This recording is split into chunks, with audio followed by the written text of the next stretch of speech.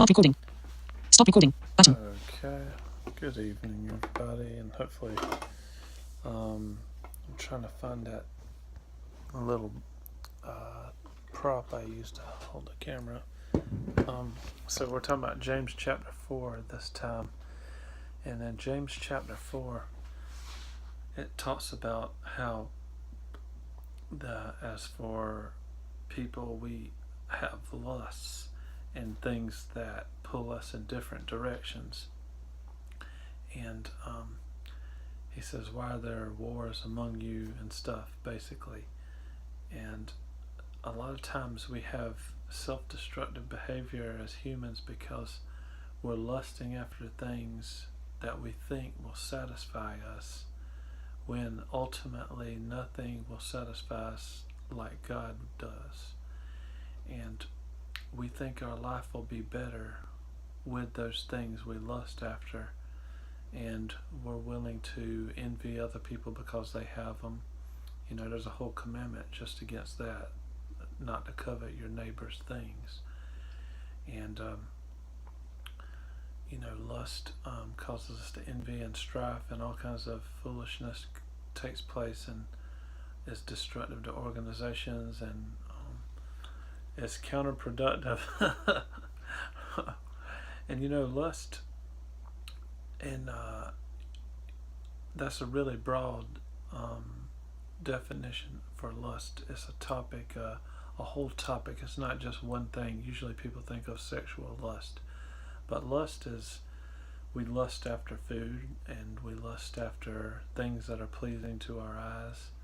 We lust for many different things. Some people want public recognition. Some people, I don't know, everybody's got things they like and value, and we have to beware of putting those things on a pinnacle, because see, the deceiver wants you to think that you're missing out on something. God's holding out on you. That was the very first trick he played on humanity. He said, did God really say you can't eat of this tree of the knowledge of good and evil? What he really doesn't want you to do is be as wise as he is. He's holding out on you. You're looking stupid, and if you would just take of this tree, you would be as wise as God. That's why he doesn't want you to do that. See, that's the same thing in our world today. We get it in our head that our life is... WhatsApp, now, Diego, microphone, voice message. I have it on Do Not Disturb. I don't know why I did that. I apologize.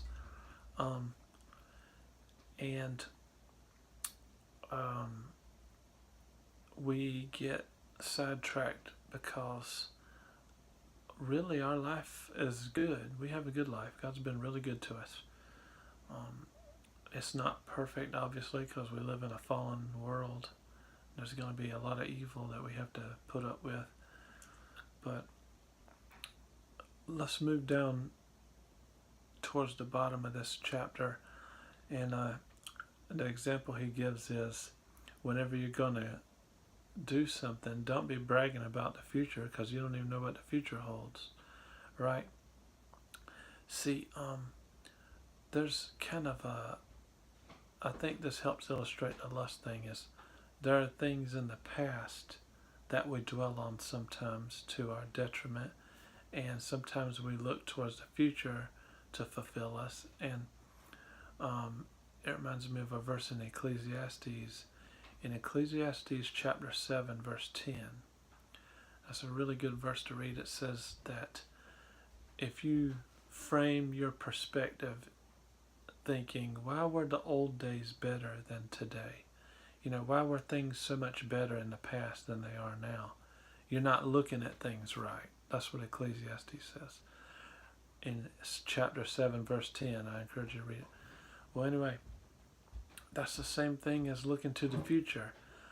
We as humans get so consumed with the future or the past, we're not living in the present. We're not preparing ourselves in the present to be the best character we can be, or preparing for the things in the future, because we're so stuck on the idea of how much it's supposed to make our lives better and how miserable we are, something like that.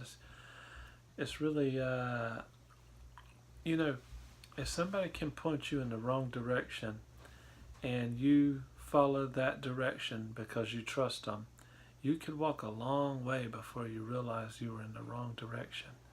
And that's the way the devil does. He uses our lusts to propel us further away from God. And we have to cling to Him. A lot of people say, so and so was my rock, or so and so is my rock these days. That's a phrase, and I bet half of them don't even know.